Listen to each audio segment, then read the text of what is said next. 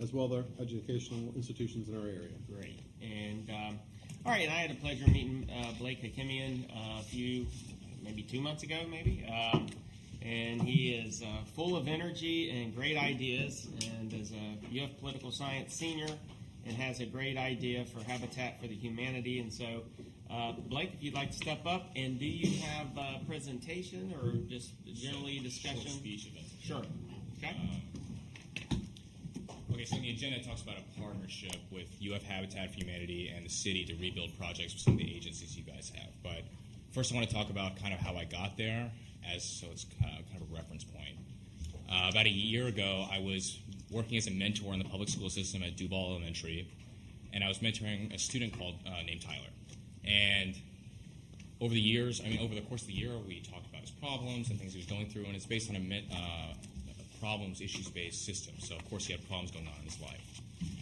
And, at the end of the year, it was over. So I didn't know if I had an impact on his life or if I didn't, but I could never know because you can't keep in contact and the program was over. So fast forward to that summer, I'm working as the president of Habitat for Humanity and as an intern at the Boys and Girls Club. So I'm going to a home dedication ceremony, which the family partner moves in, and UF Habitat brings them scholarship money and school supplies and all the stuff for the kids moving into the house, the Habitat house.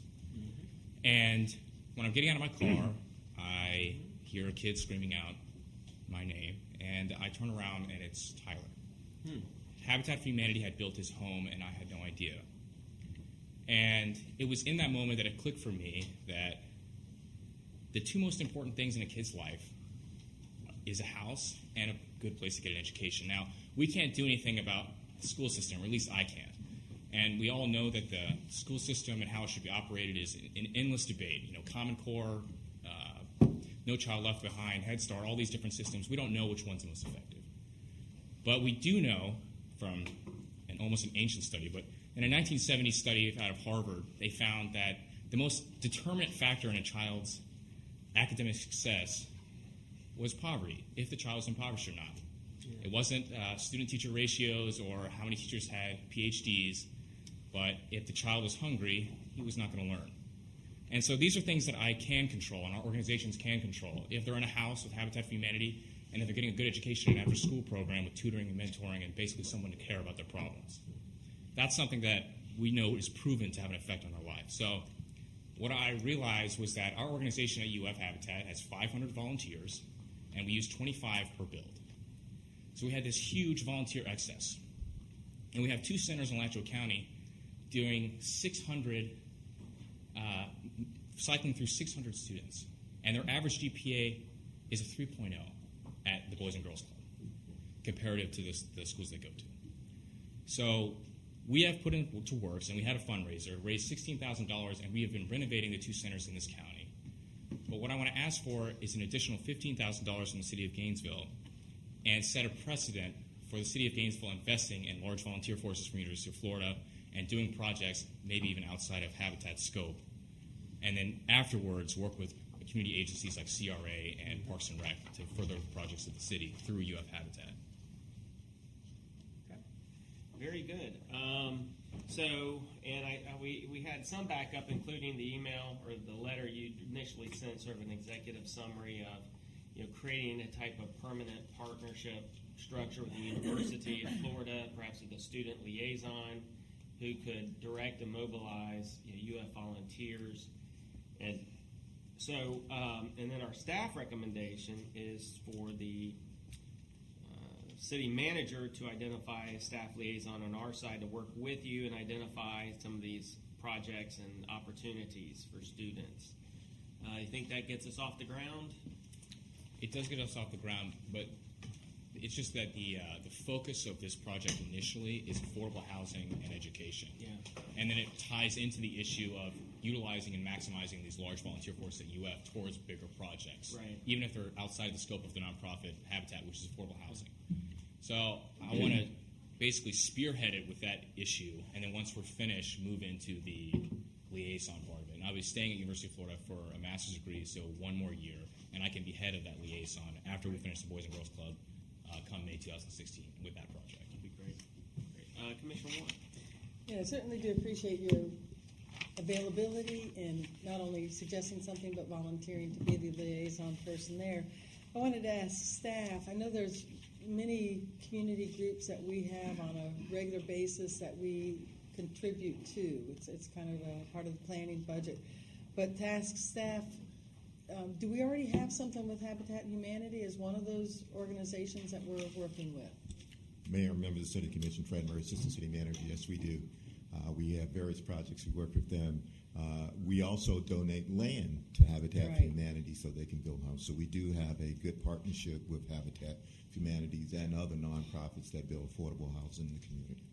Would you have a dollar amount that our budget is already involved in towards Habitat for Humanity, with the land being maybe a separate item, but just the other dollar figures that we contribute to Habitat for Humanity?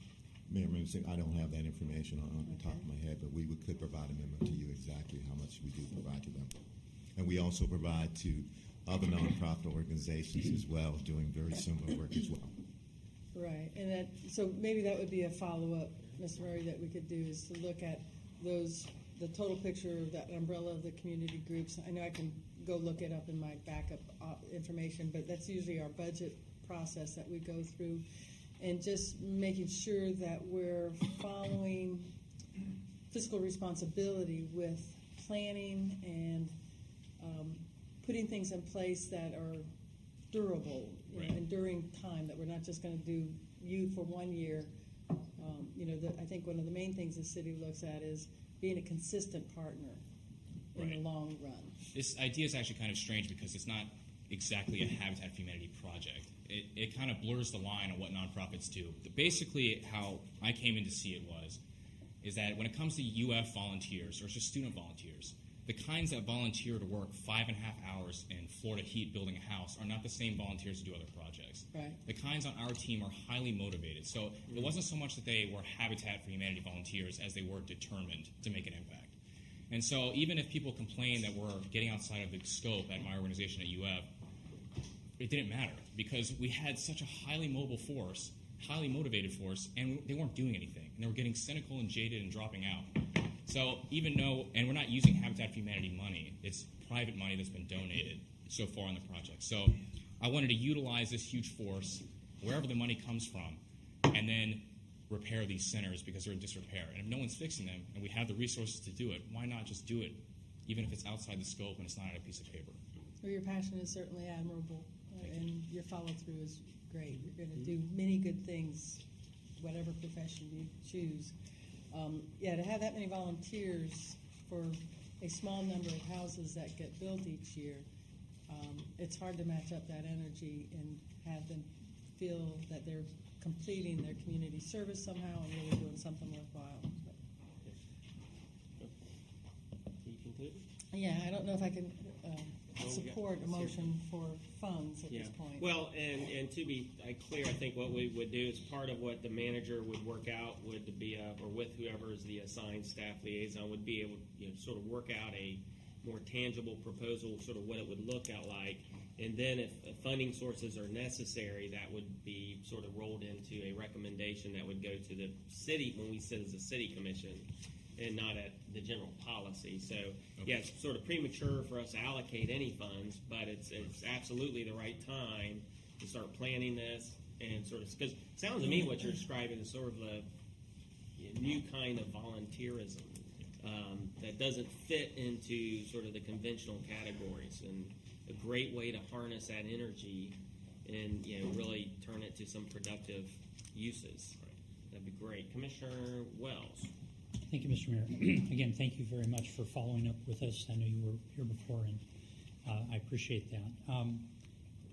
Just to be kind of clear, if I could, is the potential, and I know we're not deciding tonight on the funding, but is your intent that the funding be provided directly to your organization, an established entity on campus, to another entity like an existing nonprofit? How do you envision those dollars being made available? So what we did was, just for simplicity's sake, and because of the laws of nonprofit and how money is used, it was easy just to put the $16,000 we raised into the Alachua County Habitat, our international liaison, our partner. So we kept it in their account and under their tax. So they're laws. serving as an umbrella, Essentially, existing yes. established nonprofit. Great. And is anybody here tonight from Habitat? No. Okay. Well, I'm on the board here, so I mean, Oh, yes, you are. Okay.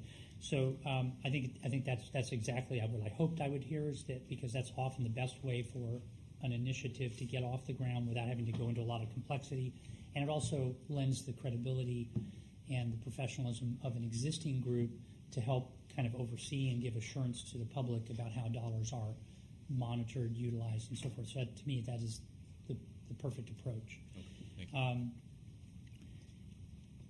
you. I know you've spoken, and forgive me, I don't have the ability to open the documents. I'm having trouble getting logged on, so if I'm referring to things that you already provided, I want to apologize for that. I think it's really good, to the extent before this comes to us as a whole, decision-making through the commission, to whatever you can to document what you've already accomplished. And particularly, I'm very intrigued about this idea of taking sort of the routine day-to-day volunteerism and channeling it into a more organized, long-term effort. I would refer you to, and I'm trying to think who exactly at campus is the one that I would encourage you to talk to. Perhaps it's the Schimberg Center for Affordable Housing, because the university, particularly the academic community, is already looking at how do they do a better job of tying their academic research into impact in communities like Gainesville. Absolutely. And I think clearly you would be wanting to be connected to that in some fashion. You might even be seen as a mechanism that they can be more effective as an academic research institution that's also trying to have a positive impact long term. Right. It's not just come in and do a research project and, okay, we're done. Yeah. I think we talked about that. So I would just encourage you to reach out. I think the Schimberg Center would be the one on affordable housing on campus.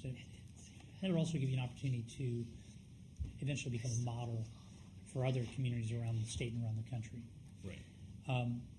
And finally, I know, Mr. Mayor, you often talk about ultimately it comes down to metrics, being able to show what it is that you're going to be measuring, so that in a year from now you can say, here's what we had done, here's what we asked from you, and here's what we accomplished. Right, and that's actually something I was going to attach to whatever funds I could get from the city. I'm writing an honors thesis at the University of Florida, tracking precisely per grade level what the academic increase, the GPA increase on a child's performance is once they go through the Boys and Girls Club, and depending on how long they've been there and when they started. And my hypothesis basically is that if they get there earlier, they'll perform much better over the long run, which is a hypothesis that many people can agree with. But if I can show it to you quantitatively, then you can show it to your constituents and say, this is a project we invested in, and this is how much these kids improve, 600 kids, 1,000 kids. So to be clear, the component that you mentioned about working with these existing centers, that's happening with your existing resource base and the funds that you've already raised? Yes. Or is that part of what you're asking us to come in and support? Basically, with almost a match of what we currently raise, I'm going to say this $30,000 went into these two Boys and Girls Club. They were able to take on this many more students. So your thought is that the existing funds that you've raised would do one, for the sake of argument, one of the centers, and in this fashion we can accomplish both. Right.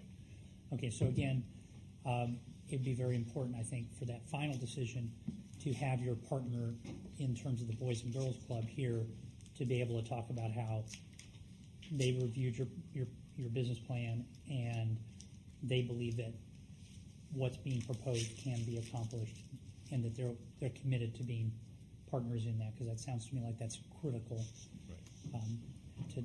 to us making that affirmative decision. So those are the things that come to my mind, and I look forward to having the opportunity to see that final decision. Thank you. Thank you. Commissioner Bud. I love what you're working on. I love everything what you're doing, and I admire you for organizing your team, because it is a team effort. And I hope you've got somebody that's a backup in case something happens to you and to replace you, because you've always got to look for your replacement, because otherwise you'll lose the momentum of what you've started. But